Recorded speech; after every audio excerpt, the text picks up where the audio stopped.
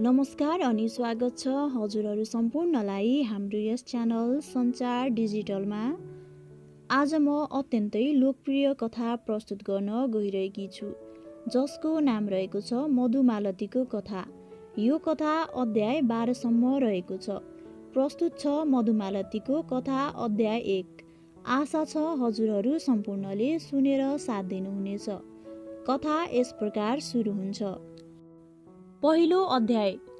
पूर्वकालमा धेरै वर्ष अघि यही भारतवर्षको उत्तर पश्चिम कोडमा एउटा कुनै रत्नपुर नामको अमरावतीलाई पनि मात गर्ने खालको अत्यन्तै राम्रो सहर थियो। त्यही सहरमा सर्वगुण सम्पन्न प्रतापी र सत्कीर्ति हुने रत्नध्वज नामका राजाको शासन थियो। ती राजा आफ्ना प्रजाहरूलाई सन्तानलाई झैं स्नेहपूर्वक रक्षा गर्दथे। तिनको प्रजापालको नीति, धैर्य, न्यायमा निपुणता देखेर मानिसको त के कुरा, देवतागण पनि छक्क पर्दथे। महाराज रत्नध्वजको शौर्य र प्रताप देखेर ठुला ठुला बलवान वैरीहरू पनि भय मान्दथे। तिनका प्रजामा कलह देश थिएन र सबै बन्धुहरू झैं मिलेर आनन्दपूर्वक बसेका थिए। ती रत्नध्वज राजाका शासन प्रबन्धमा निपुण र बाठा सुरसेन नामका मन्त्री थिए। तिनको नीतिले राज्यमा चोर डाका र दरिद्रता आदिले टाउको उठाउन सकेका थिएनन्।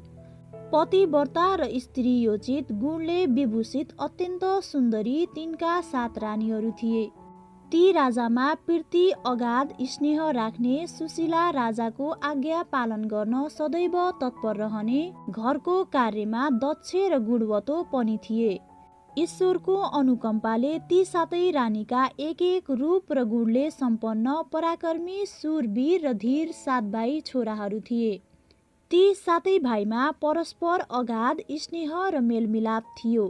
खाने, बस्ने, सुत्ने र खेल्ने ती सबै साथै गर्दथे।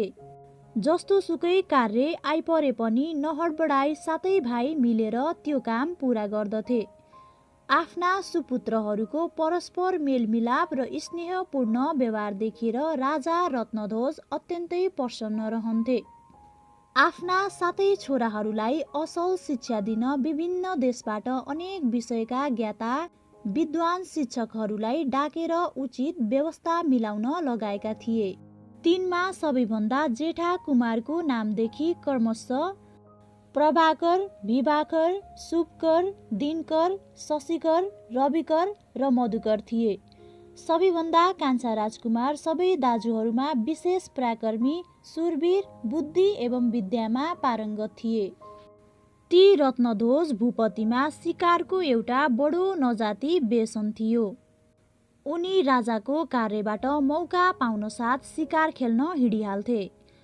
सदा चाहिँ जङ्गलमा शिकार गर्दा गर्दै एउटा भयङ्कर र घोर जङ्गलमा पुगे। त्यो जङ्गलमा मनुष्यको त के कुरा, दानववर्ग पनि जान भय मान्थे।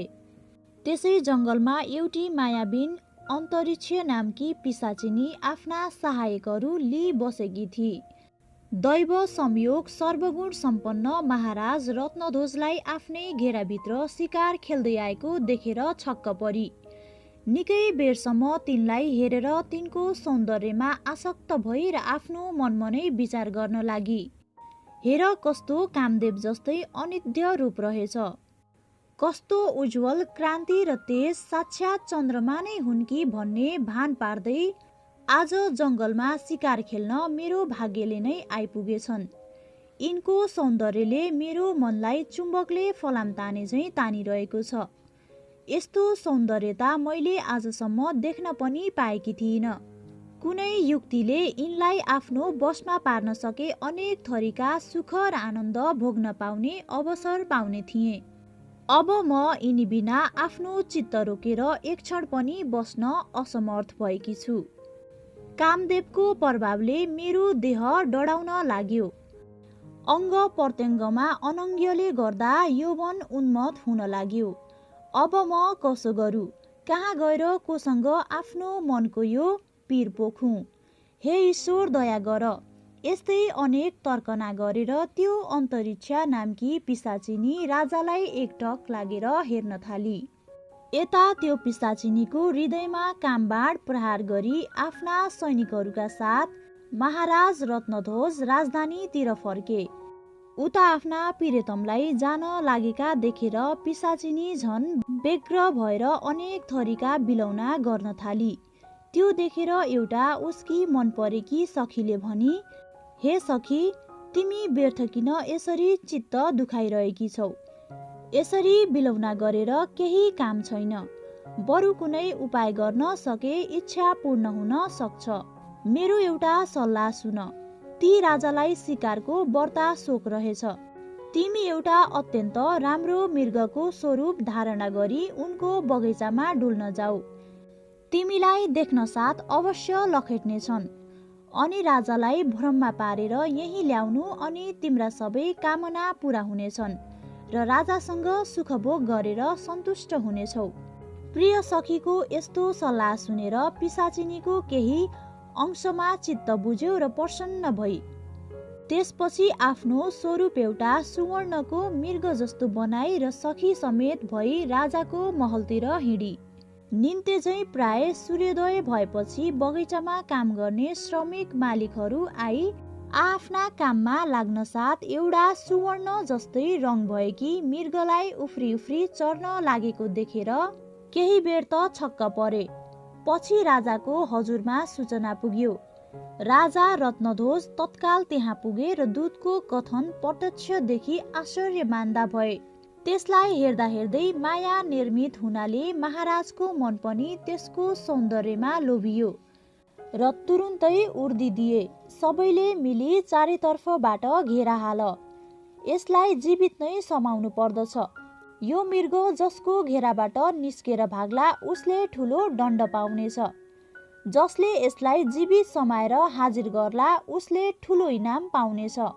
राजाको यस्तो हुकुम सुन्न साथ अनेक सेना र लस्करहरूले चारैतर्फबाट मृगलाई छेके। त्यसैमा एकतिर स्वयं राजा र मन्त्री पनि उभिएका थिए। त्यही मौकामा पिशाचिनीले मनमनै विचार गरी अरूको घेराबाट भागे भने उनले अकार्थ दण्ड पाउनेछन्।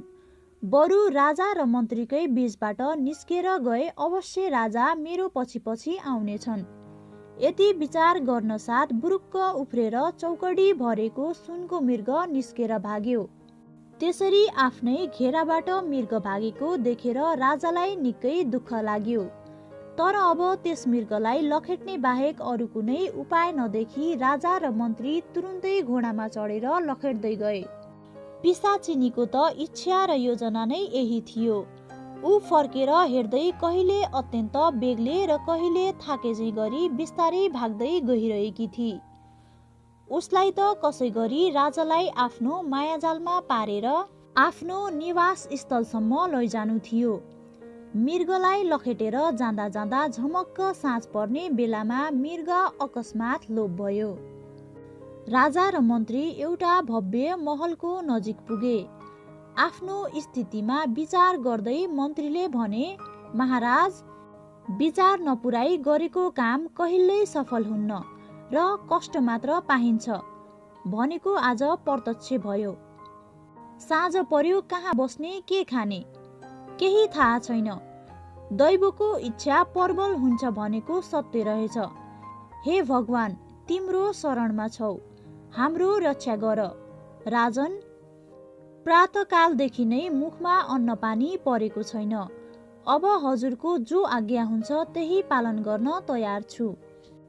आफ्ना मन्त्रीले त्यसरी निराश भएर कुरा गरेको सुनि राजाले भने, हे मन्त्री, तिमीले भनेका सबै कुरा उचित हुन्, तर अब ती व्यर्थका गन्थन र दुःख मनाउ गरेर केही पनि लाभ छैन। हामीले नै विचार पुर्याउन नसक्दा यो विपत्ति आइलाग्या। बरु अब तिमी यताउता घुमेर हेर, कतै आजको रात बिताउने स्थान पाइन्छ कि? कुनै प्रकारले आजको रात बिताउन पाए भोलि त अवश्य उचित उपाय होला। राजाको आज्ञा अनुसार मन्त्रीले निकै बेरसम्म यताउता डुलेर बास बस्ने स्थान खोजे, तर कहीँ पनि पाउन सकेनन्। उता सूर्यनारायणको रथ बेगसित ढल्कँदै गयो। सन्ध्या देवीले आफ्नो आगमनको सूचना दिइन्। र बिस्तार बिस्तार अन्धकारको साम्राज्य फैलिँदै गयो। अब त जङ्गलको डरलाग्दो दृश्यले ती दुवैजनालाई झन भयभीत पार्दै ल्यायो। त्यसै बेला मन्त्री रुखमाथि चढेर कतै बस्ने स्थान पाइन्छ कि भनी हेर्न लागे। निकै पर झलमल्ल उज्यालो भएको एउटा ठुलो महल जस्तै राम्रो घर देखियो र रुखबाट ओर्ली मन्त्रीले भने, महाराज, यहाँबाट निकै पर एउटा ठुलो महल जस्तो उज्यालो घर देखिँदैछ। धेरै पर पनि छैन जस्तो लाग्दछ। हामी सरासर जाने हो भने छिट्टै नै त्यहाँ पुगिनेछ। त्यहाँ गएर बास मागे बस्न पाइन्छ कि भन्ने मेरो अनुमान छ। अगाडि प्रभुको जो इच्छा। मन्त्रीको यो कुराले निराश भइसकेका राजाको मनमा केही आशाको सञ्चार भयो र तत्काल घोडामा चढी त्यहाँबाट हिँडे। एकैछिनमा तिनीहरू उक्त महलको नजिक पुगी ठिङ्ग उभिए र त्यस महलको सौन्दर्य हेर्न लागे। राजमहलमा बस्ने ती राजालाई पनि त्यस महलको सौन्दर्यले चकित पारिदियो। चारैतिर झलमल बत्तीको प्रकाश, स्थान स्थानमा पच्चीकारी मीनाकारीको अनौठो नमुना थियो। अनेक थरीका रत्नाभूषणले सुसज्जित कोठाहरू र ढोकामा रेशमी पर्दा तथा झाड फानुसमा बलेका मोमबत्तीहरूले झन शोभा फिजाइरहेका थिए। त्यस्तो उत्तम र अपूर्व महल देखेर राजाको मन निकै प्रसन्न भयो। तर त्यहाँ आश्चर्य के थियो भने निकै बेरसम्म बाटो हेर्दा पनि कोही नआएकोले डराई डराई दुवैजना महलभित्र पसेर एक एकचोटा कोठा डुल्दै हेर्न लागे। त्यति गर्दा पनि मानिसको आकृति देखिएन। हे ईश्वर, यो मानिस नै नभएको कस्तो महल रहेछ। आज रात कसरी बिताउने हो भनेर दुवैजना मनमा विचार गर्दै थिए। ठिक त्यसै बेला अत्यन्त मिठो नारी कण्ठबाट निस्केको कुनै भजनको ध्वनि सुनियो। दुवै टोलाझैँ भएर त्यो भजन सुन्न लागे। त्यो भजनको ध्वनि त्यही महलको एउटा कोठाबाट आइरहेको थियो। त्यसपछि दुवैजना सरासर ध्वनि आइरहेकै कोठातिर लम्किए। अनेक प्रकारले सुसज्जित पारेको त्यो अपूर्व कोठाभित्र विलासिता सम्बन्धी कुनै पनि सामग्रीको कमी थिएन। सबै 101 कामोत्तेजक वस्तुहरू र तस्बिरहरू यथास्थानमा राखिएका थिए। त्यही कोठाको माझमा एउटा सबै तरहले सुसज्जित पलङमा बसेर एउटी षोडशावाला कामदेवकी पत्नी रति भन्दा पनि राम्री एउटी स्त्री बीडा बजाइरहेकी थिइन्। त्यसैको ध्वनि राजा र मन्त्रीले सुनेका थिए। त्यो अनिध्य रूपवती सुन्दरीलाई देखेर राजा तत्काल मोहित भए। एकहोरो नजरले ती सुन्दरीतिर नै हेरिरहे। ती सुन्दरीका तीखा नयन पनि राजातर्फ नै थिए। दुवैका नजर जुधे। काम बाढले आहत भए। राजाले आफ्नो हृदयको वेग रोक्न नसकी सुन्दरीको नजिकै गएर सोधे, हे देवी, तिमी को हौ? देवकन्या, नागकन्या अथवा अप्सरा मध्ये मेनका, चञ्चला, मीनाक्षी वा कुनै गन्धर्व कन्या हौ? यो भयङ्कर डरलाग्दो वनमा एक्लै यो महलमा किन र कसरी बसिरहेकी छौ? यस विषयमा मलाई शङ्का र आश्चर्य लागिरहेको छ। कुनै बाधा पर्दैन भने मलाई भन। राजाको यस्तो कुरा सुनि अब मेरो इच्छा पूर्ण हुने समय नजिकै आयो भन्ने मनमा गुनी भित्रभित्रै खुसी भई पिशाचिनी रूप सुन्दरी भन्न लागी, हे परदेशी, म स्वर्गकी अप्सरा हुँ। नाचमा ताल चुकेर श्राप परी यहाँ आएर भोगिरहेकी छु। अब तिमी पनि आफ्नो परिचय देऊ। पिशाचिनीको कुरा सुनि राजाले उत्तर दिए, सुन्दरी, म रत्नपुरको राजा हुँ। मेरो नाम रत्नध्वज हो। आज बिहानैदेखि एउटा राम्रो मृगको पछि लागेर आएको त यो घोर जङ्गलमा परियो। थकाइ र भोक प्यासले व्याकुल पारेको छ। दया गरी केवल आजको रात बास बस्न देऊ। यसले अतिथि सेवाको ठुलो पुण्य प्राप्त हुनेछ। राजाको त्यस्ता कुरा सुनेर मनमनै प्रसन्न भए पनि केही रुष्ट भएझैँ गरी भन्न लागी, हे पापी हो, तिमीहरूले आज मेरो 12 वर्षको तपस्या भङ्ग गरिदियौ। 12 वर्षदेखि कुनै पनि पुरुषको मुख नहेर्ने व्रत लिएर बसेकी मेरो भोलि नै व्रत पूर्ण हुने थियो। आजै सर्वनाश गरिदियौ। हे प्रभु, म के गरू? पिशाचिनीका त्यस्ता कुरा सुनेर राजाले अत्यन्त नम्र बाणी गरी भने, हे सुन्दरी, हामीले तिम्रो व्रतको विषयमा थाहा नपाएको हुनाले यस्तो पर्न गयो, माफी देऊ। राजाको त्यस्तो कोमल वचन सुनेपछि वाचा बन्धन गराई र पिशाचिनीले भनी, हे राजन, व्रतको समयमा जुन पुरुषको मुख देख्नेछु उसैसँग विवाह गर्नेछु भन्ने मेरो प्रतिज्ञा पूरा गर्नु हजुरको धर्म हो, अत मसित विवाह गर्नुहोस्। राजा त्यस पिशाचिनीको मोह जालमा अल्झिसकेका थिए, अत भन्न लागे, हे सुन्दरी, तिमीले भनेको सबै कुरा म स्वीकार गर्दछु र तिमीसँग विवाह गर्न पनि तयार छु। राजाले त्यति भनेपछि त्यही नै दुवैजना प्रेमरूपी बन्धनमा बाँधिए, अर्थात् गान्धर्व विवाह गरे। केही बेर उत्सव गरिसकेर खानपिन भएपछि दुवैजना भित्री कोठाको सुसज्जित पलङमा बसेर थरी थरीका क्रीडा गर्न लागे। धेरै रात बितेपछि अङ्कमाल गरेर सुते। आनन्दको दिन बितेको पत्तै भएन। 9-10 दिनपछि राजाले भने, हे प्रिय, मैले दरबार छाडेको निकै दिन भयो। त्यहाँ हेरविचार गर्ने कोही व्यक्ति छैन। मन्त्री पनि यही छन्। अत तिमी पनि मसँग दरबार जाउँ हिँड।